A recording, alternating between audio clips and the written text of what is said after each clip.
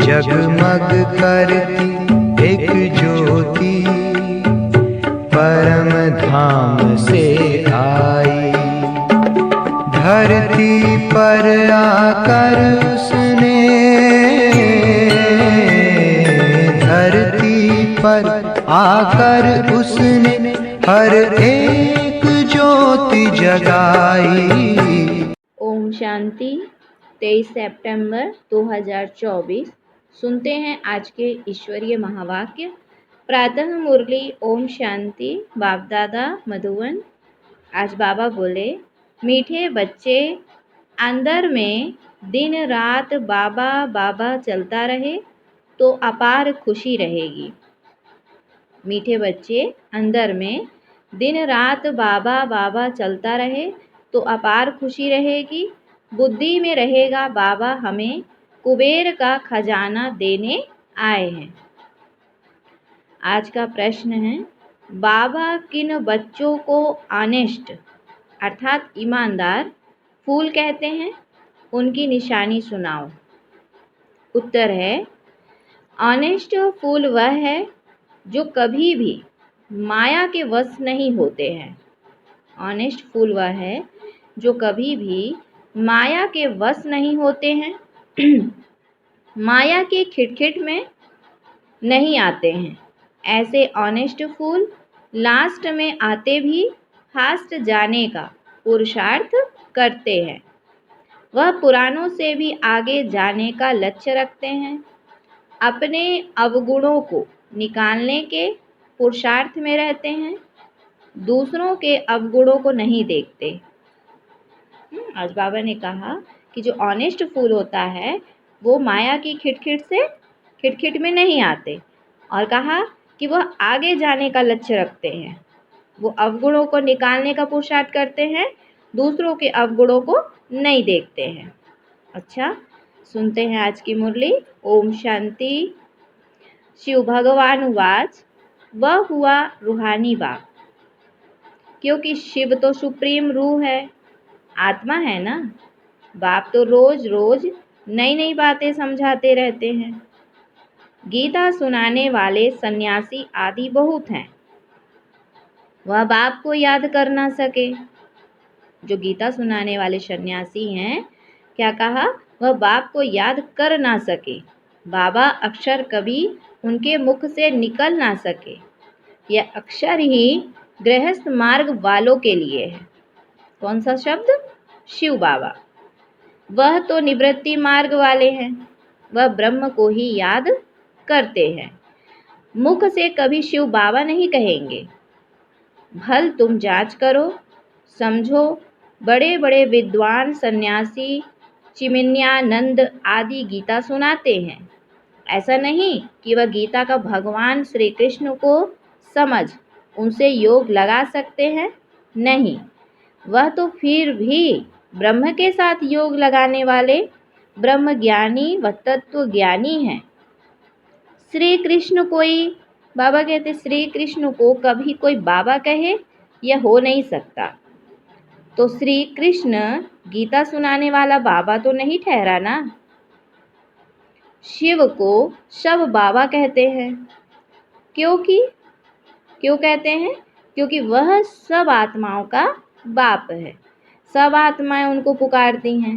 परमपिता परमात्मा, वह है सुप्रीम परम है, वह है सुप्रीम परम है, क्योंकि परम धाम में रहने वाला है।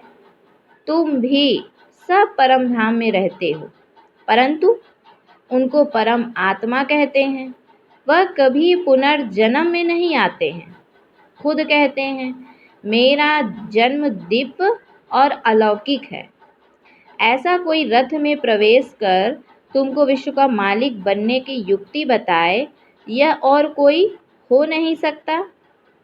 बाबा ने कहा कि ऐसा कोई रथ में प्रवेश कर तुमको विश्व का मालिक बनने की युक्ति बताए, यह और कोई हो नहीं सकता। तब आप कहते हैं, मैं जो हूँ, जैसा हूँ, मुझे कोई भी नहीं जानते। मैं जब अपना परिचय दूँ तब जान सके।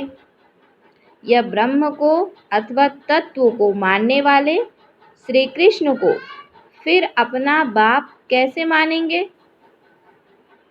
आत्माएं तो सब बच्चे ठहरे ना। बाबा कहते श्री कृष्ण भी क्या है? देहधारी है।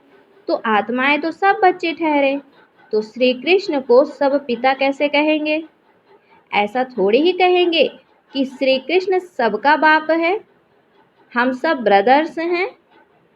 बाबा ने कहा ऐसा भी नहीं, श्री कृष्ण सर्वव्यापी है। सब श्री कृष्ण को, बाबा कहते सब श्री कृष्ण थोड़े ही हो सकते हैं। अगर सब श्री कृष्ण हो तो उनका बाप भी चाहिए। मनुष्य बहुत भूले हुए हैं, नहीं जानते हैं, तब तो कहते हैं मुझे कोटों में कोई जानते हैं। श्री कृष्ण को तो कोई भी जान लेंगे, सब विलायत वाले भी उनको जानते हैं।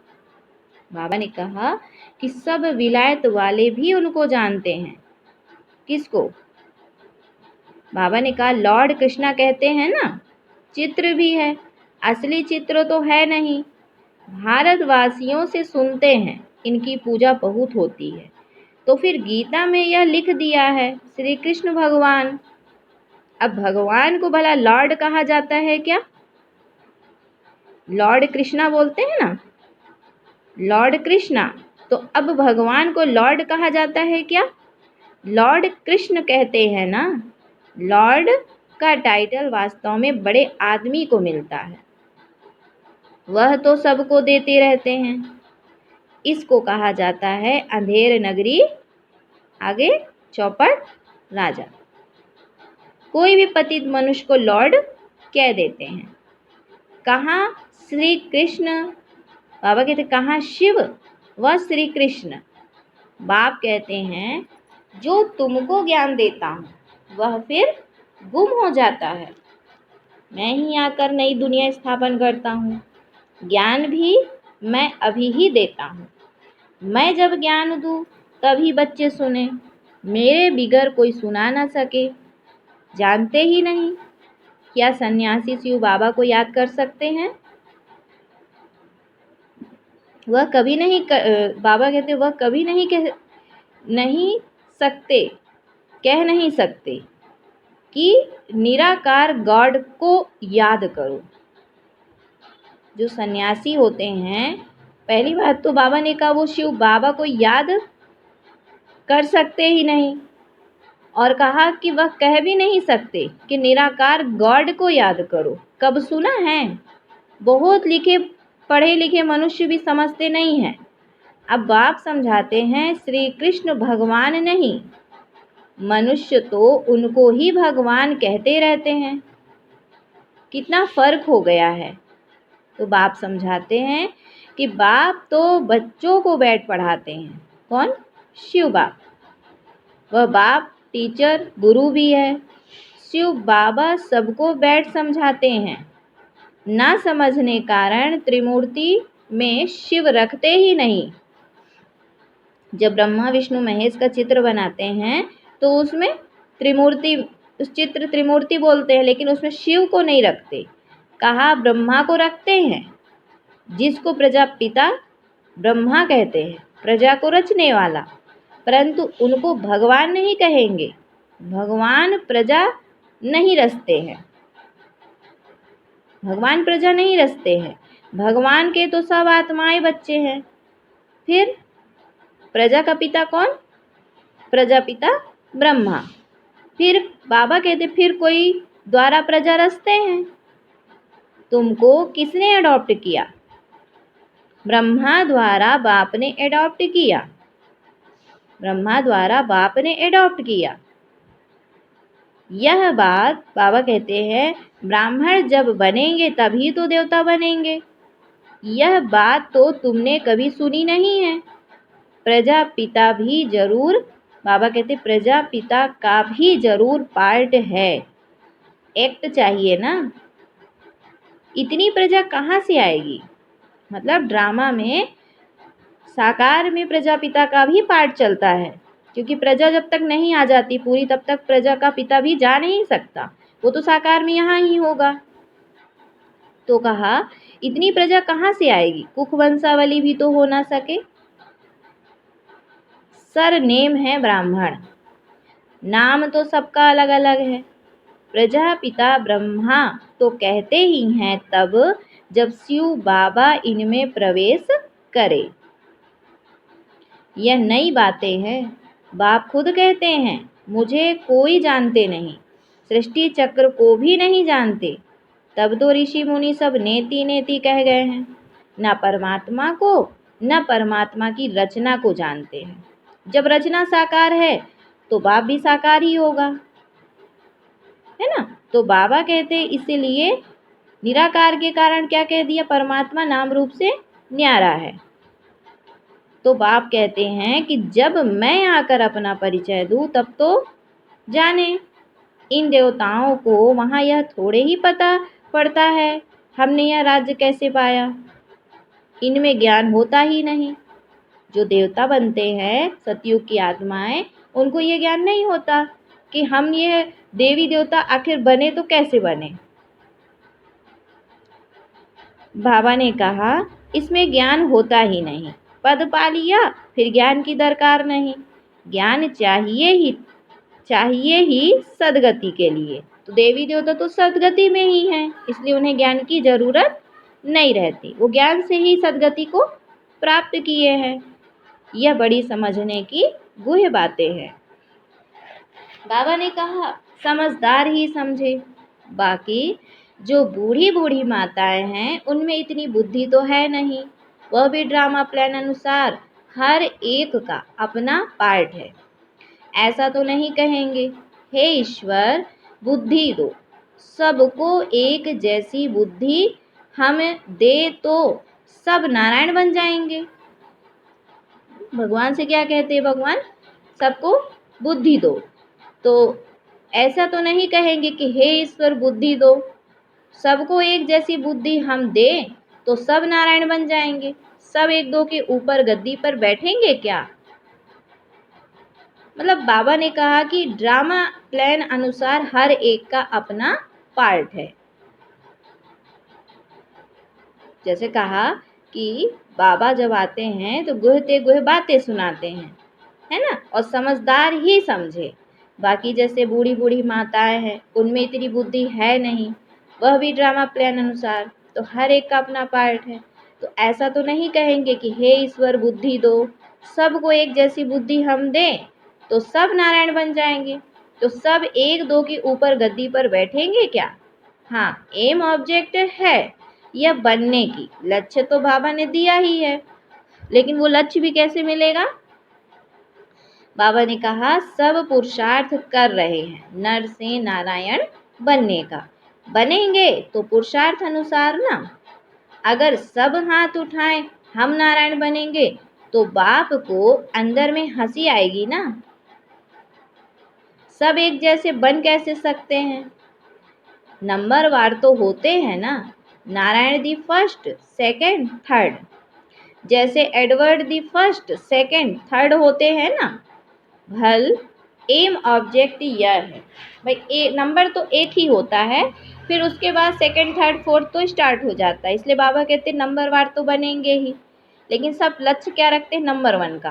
तो नंबर वन का तो लक्ष्य रखना ही है, फिर पुरुषार्थ पर मदार है। इसीलिए तो बाबा ने कहा कि बच्चे भल एम ऑब्जेक्ट यह है, परंतु खुद समझ सकते हैं ना कि चलन ऐसी है तो क्या पद पाएंगे। चलन ऐसी है तो क्या पद पाएंगे, मतलब अपनी पढ़ाई के आधार से, अपनी चलन के आधार से हम अपने रिजल्ट को देख सकते हैं। पुरुषार्थ तो जरूर करना है। बाबा नंबरवार फूल ले आते हैं, नंबरवार फूल दे भी सकते हैं, परंतु ऐसा करते नहीं, फंक हो जाएंगे। बाबा देखो, बच्चों को सबको एक सी पढ़ाई पढ़ाते हैं और नंबरवार बाबा किसी प्रकार से रिजल्ट आउट नहीं करते, क्योंकि बाबा कहते हैं कि फिर ऐसे में उन्हें बच्चों की नाराज़गी हो जाएगी। बाबा जानते हैं, देखेंगे कौन जास्ती सर्विस कर रहे हैं। ये अच्छा फूल है, पीछे नंबरवार तो होते ही हैं, बहुत पुराने भी बैठे हैं, परंतु उनमें नए नए बड़े बड़े अच्छे फूल हैं। कहेंगे यह नंबर वन ऑनेस्ट फूल है, कोई खिटखिट ईर्ष्या आदि इसमें नहीं है। बहुतों में कुछ न कुछ खामियां जरूर हैं, संपूर्ण तो कोई कह नहीं सकते। बाबा कहते हैं कमी खामियां सभी में हैं, लेकिन कोई कहे कि हम तो संपूर्ण बन गए, हम तो पूरा टाइम बाबा की याद में रहते हैं। तो कहा कि संपूर्ण तो कोई कह नहीं सकते। 16 कला संपूर्ण बनने के लिए बहुत मेहनत चाहिए। अभी कोई संपूर्ण बन ना सके। अभी तो अच्छे अच्छे बच्चों में भी ईर्ष्या बहुत है। क्या कहा आज बाबा ने कि अच्छे अच्छे बच्चों में भी ईर्ष्या बहुत। ईर्ष्या किस कारण आती है? देह अभिमान के कारण आती। मान मर्तबे है ना, मान मर्तबा, इज्जत, महिमा, इन सब चीज़ों में ज़्यादा बुद्धि अगर गई तो क्या होगा? ईर्ष्या आती है ना। इसलिए बाबा ने कहा खामियां तो है ना, बाप जानते हैं सब किस किस प्रकार का पुरुषार्थ कर रहे हैं। दुनिया वाले क्या जाने। दुनिया वाले तो मुरली सुनते नहीं हैं, उन्हें कुछ नहीं मालूम। पुरुषार्थ, पढ़ाई, मेहनत, परीक्षा सब स्कूल के अंदर है, बच्चों के पास है। इसीलिए बाबा ने कहा कि सब किस किस प्रकार का पुरुषार्थ कर रहे हैं, दुनिया वाले क्या जाने। वह तो कुछ समझते नहीं, बहुत थोड़े समझते हैं। गरीब झट समझ जाते हैं, बेहद का बाप आया हुआ है पढ़ाने।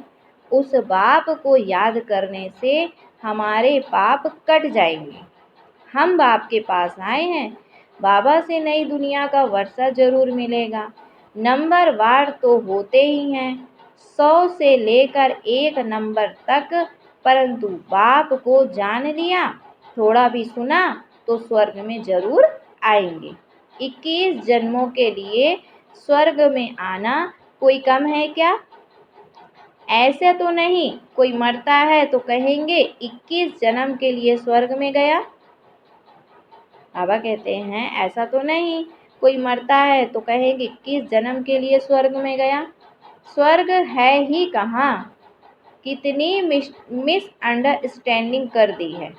बड़े बड़े अच्छे लोग भी कहते हैं फलाना स्वर्ग पधारा। स्वर्ग कहते किसको हैं? भाई देखो, जब कोई शरीर छोड़ता है सहज कहते हैं अरे इसने तो स्वर्ग सिधार दिया, मतलब स्वर्ग पधारा। तो कहा कि बाबा ने कहा कि बड़े बड़े अच्छे लोग भी कहते हैं कि फलाना स्वर्ग पधारा। अब स्वर्ग किसको कहते हैं, अर्थ कुछ भी नहीं समझते। यह सिर्फ तुम ही जानते हो तुम भी मनुष्य, परंतु तुम ब्राह्मण बने हो, अपने को ब्राह्मण ही कहलाते हो। तुम ब्राह्मणों का एक वायदा है, तो सन्यासियों से भी तुम पूछ सकते हो कि यह जो महावाक्य वह भगवान वाच है कि देह सहित देह के सब धर्म छोड़ मामेकम याद करो, क्या यह श्री कृष्ण कहते हैं? मामेकम याद करो। तुम श्री कृष्ण को याद करते हो क्या? कभी नहीं। बाबा ने कहा कभी नहीं हाँ कहेंगे। जो सन्यासी होते हैं जो कह रहे हैं कि श्री कृष्ण भगवान वाच, तो क्या यह श्री कृष्ण कहते हैं कि मामेकम याद करो? और तुम श्री कृष्ण को याद करते हो क्या? कभी नहीं हाँ कहेंगे। वहाँ ही प्रसिद्ध, बाबा कहते हैं वहाँ ही प्रसिद्ध हो जाए, परंतु बेचारी अबलाएं जाती हैं, वह क्या जाने, वह अपने फॉलोअर्स के आगे क्रोधित हो जाते हैं। अगर उनको बात करो उनसे तो उनकी जस्ट संकल्प और ज्ञान के विपरीत बात करो तो क्या होते हैं, वो क्रोधित हो जाते हैं। कौन? सन्यासी। तो इसीलिए जो माताएं होती हैं वो बेचारी क्या जाने, वह अपने फॉलोअर्स के आगे क्रोधित हो जाते हैं। दुर्वासा का नाम भी है ना, उनमें अहंकार बहुत रहता है। उनसे पूछने की कोई में ताकत नहीं रहती, नहीं तो उनको कह सकते हैं तुम तो शिव बाबा की पूजा करते हो, अब भगवान किसको कहेंगे? क्या ठिक्कर भित्तर में भगवान है? आगे चल इन सब बातों को समझेंगे, अभी नहीं समझते हैं। अभी तो उनको अपना वो कहते हैं ना शास्त्रों की अथॉरिटी, उसका एक नशा होता है ना कि हम शास्त्रों के अथराइज्ड हैं, हम जो बोलेंगे शास्त्रों में जो लिखा है वही सत्य है। उसको समझने की उनमें मतलब कोशिश नहीं होती है, और अगर उनके विपरीत बात करेंगे तो बाबा कहते हैं कि वो क्रोधित हो जाते हैं। लेकिन बाबा ने ये भी कहा कि बच्चे आगे चलकर इन सब बातों को वो समझेंगे। अभी नशा कितना है सभी पुजारी। क्या कहा बाबा ने? है सभी पुजारी, पूज नहीं कहेंगे। तो बाप कहते हैं मेरे को विरला कोई जानते हैं, मैं जो हूँ जैसा हूँ तुम बच्चों में भी विरले कोई एक्यूरेट जानते हैं। बच्चों में भी जो बाबा के सम्मुख पढ़ाई कर रहे हैं, बाबा की रात दिन सेवा में रहते हैं, बाबा के साथ में पार्ट प्ले कर रहे हैं, वो बच्चे भी बाप कह रहे हैं कि एक्यूरेट कोई मुझे जानते हैं, विरले। उनको अंदर में बहुत खुशी रहती है, और जो जानते हैं तो उसकी निशानी है वो अंदर में बहुत खुशी रहती है। यह तो समझते हैं ना बाबा ही हमको स्वर्ग की बादशाही देते हैं, कुबेर के खजाने मिलते हैं, अल्लाह अवलग दिन का भी खेल दिखाते हैं, ठगा करने से खजाना निकल आया, बहुत खेल दिखाते हैं। खुदा दोस्त बादशाह क्या करते थे उस पर भी कहानी है। बाबा कहते हैं खुदा दोस्त क्या करते थे आकर, उस पर भी कहानी है। तो बाबा ने कहा कि पुल पर जो आता था उनको एक दिन की रजाई दे रवाना कर देता था। यह सब है कहानियाँ। अभी बाप समझाते हैं खुदा तुम बच्चों का दोस्त है, इनमें प्रवेश कर तुम्हारे साथ खाते पीते हैं, खेलते भी हैं। शिव बाबा का और ब्रह्मा बाबा का रथ एक ही है। शिव बाबा का और ब्रह्मा बाबा का रथ एक ही है, तो जरूर शिव बाबा भी खेल तो सकते होंगे ना, खेल तो सकते होंगे ना। बाप को याद कर खेलते हैं तो दोनों इनमें है तो दो ना, बाप और दादा, परंतु कोई भी समझते नहीं है। बाबा ने कहा परंतु कोई तो समझते नहीं है। कहते हैं रथ पर आए तो वह फिर घोड़े गाड़ी का रथ बना दिया है। ऐसे भी नहीं कहेंगे श्री कृष्ण में शिव बाबा बैठ ज्ञान देते हैं, वह फिर कह देते हैं श्री कृष्ण भगवान उवाच। ऐसा तो नहीं कहते ब्रह्मा भगवान उवाच, नहीं, यह है रथ शिव भगवान उवाच। तो बाप बैठ तुम बच्चों को अपना और रचना के आदि मध्य अंत का परिचय ड्यूरेशन बताते हैं, जो बात कोई भी नहीं जानते। सेंसिबल जो होंगे वह बुद्धि से काम लेंगे। सन्यासियों को तो सन्यास करना है, तुम भी शरीर सहित सब कुछ सन्यास करते हो, जानते हो यह पुरानी खल है, हमको तो अब नई दुनिया में जाना है। हम आत्मा यहाँ की रहने वाली नहीं है, यहाँ पाठ बजाने आए हैं, हम रहवासी परम धाम के हैं, यह भी तुम बच्चे जानते हो। वहाँ निराकारी झाड़ कैसा है, सभी आत्माएं वहाँ रहती हैं, यह अनादि ड्रामा बना हुआ है। कितनी करोड़ों जीव आत्माएं हैं, इतने सब कहाँ रहते हैं? निराकारी दुनिया में। बाकी यह सितारे तो आत्मा नहीं है। मनुष्यों ने तो इन सितारों को भी देवता कह दिया है, परंतु वह कोई देवता है नहीं। ज्ञान सूर्य तो हम शिव बाबा को कहेंगे, ज्ञान सूर्य तो हम शिव बाबा को कहेंगे, तो उनको फिर देवता थोड़े ही कहेंगे। शास्त्रों में तो क्या क्या बातें लिख दी हैं। यह है सब भक्ति मार्ग की सामग्री, जिनसे तुम नीचे ही गिरते आए हो। 84 जन्म लेंगे तो जरूर नीचे उतरेंगे ना। अभी यह है आयरन एजेड दुनिया, सतयुग तो कहा जाता है गोल्डन एजेड दुनिया। वहाँ कौन रहते थे? बाबा ने कहा सतयुग में कौन रहते थे? देवताएं। वह कहाँ गए? यह भी किसको पता नहीं है। समझते भी हैं पुनर्जन्म लेते हैं।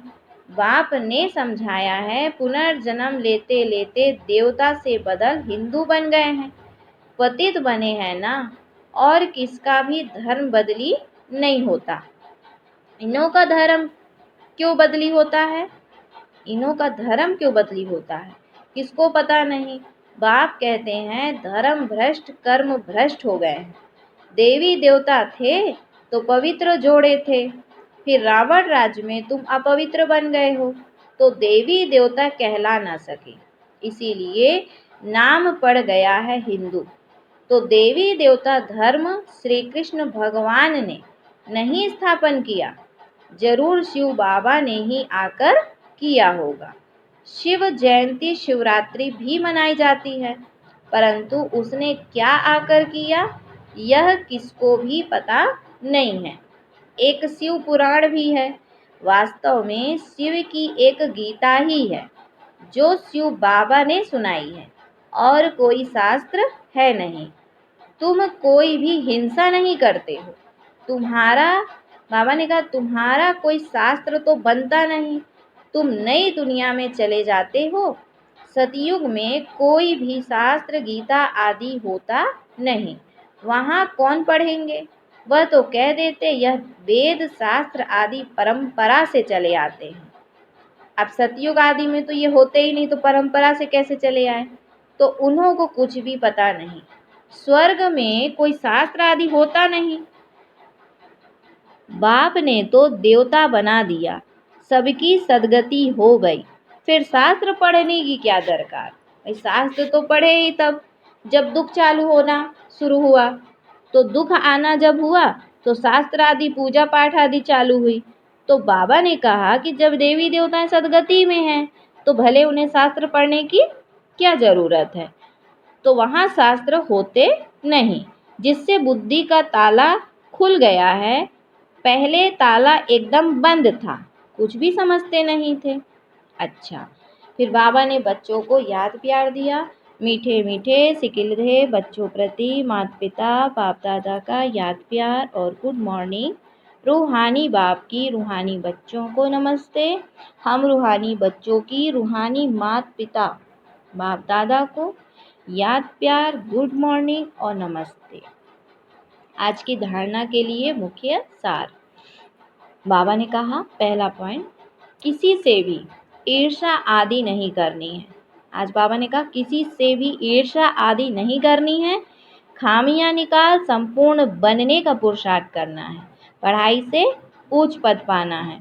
फिर आज दूसरा पॉइंट है, शरीर सहित सब कुछ संन्यास करना है, किसी भी प्रकार की हिंसा नहीं करनी है, अहंकार नहीं रखना है।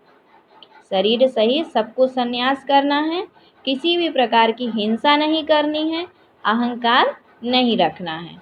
फिर आज बाबा ने वरदान दिया, अविनाशी और बेहद के अधिकार की खुशी व नशे द्वारा सदा निश्चिंत भव। अविनाशी और बेहद के अधिकार की खुशी व नशे द्वारा सदा निश्चिंत भव।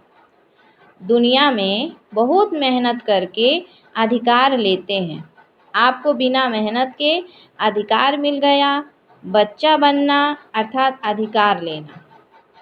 वाह, मैं श्रेष्ठ अधिकारी आत्मा, इस बेहद के अधिकार के नशे व खुशी में रहो तो सदा निश्चिंत रहेंगे। क्या संकल्प? वाह, मैं श्रेष्ठ अधिकारी आत्मा, इस बेहद के अधिकार के नशे व खुशी में रहो तो सदा निश्चिंत रहेंगे। यह अविनाशी अधिकार निश्चिंत ही है।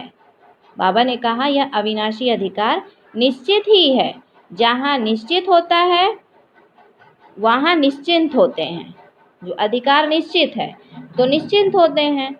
अपनी सर्व जिम्मेवारियाँ बाप हवाले कर दो तो सब चिंताओं से मुक्त हो जाएंगे। अपनी सब जिम्मेदारियाँ बाप के हवाले कर दो तो बाबा ने कहा सब चिंताओं से मुक्त हो जाएंगे। आज का स्लोगन है, जो उदार चित्त विशाल दिल वाले होते हैं वही एकता की नींव है। जो उदार चित्त विशाल दिल वाले होते हैं वही एकता की नींव है। अच्छा, ओम शांति, ओम शांति। शुक्रिया बाबा, शुक्रिया। तन एक मंदिर हो